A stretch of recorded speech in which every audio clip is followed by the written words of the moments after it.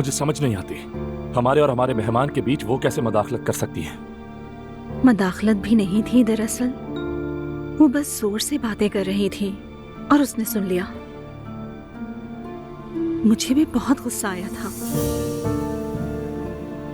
मगर ये सब मेरी अम्मी की तबीयत के खिलाफ था।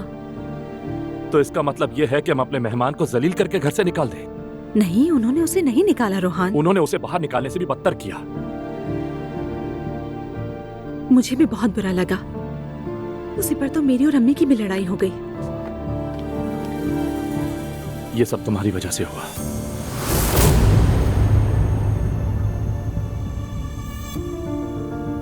रोहान, अल्लाह के वास्ते ये तुम क्या बोल रहे हो? एक तो मैं तुम्हें समझाने की कोशिश कर रही हूँ, ऊपर से तुम मुझे ही कसूरवार ठहरा रहे हो।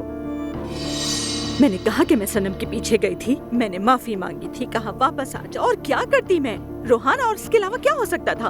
अच्छा ठीक है, मैं तुम पर गुस्सा नहीं कर रहा, गलत मत समझो मेरी बात को।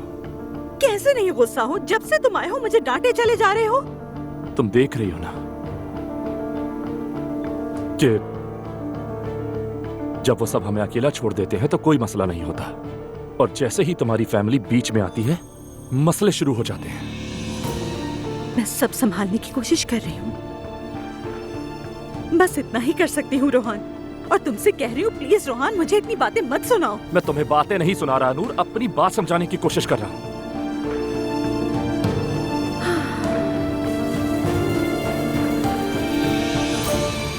और जैसे ही हमें लगता है कि हमारी जिंदगी में सब बैलेंस हो गया है, कोई बिगाड़ देता है आकर। क्या मैं अपनी पूरी कोशिश नहीं कर रहा?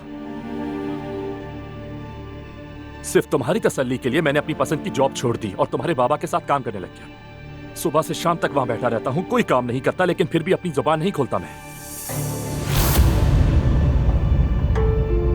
ये बताओ काम क्यों नहीं करते? काम ही नहीं दिया जाता मुझे। एक मिनट रुको, क्या ये कैसे हो सकता है? छोड़ दो, रुक जाने दो। एक बात बताओ मुझे, अगर मेरे बाबा तुम्हें कोई काम नहीं देते तो तुम्हें रखा क्यों है? ताकि मैं बाहर में ना जाऊं, बस मैं वैसा बन जाऊं जैसा वो चाहते हैं। इतनी बात समझ नहीं आ रही क्या?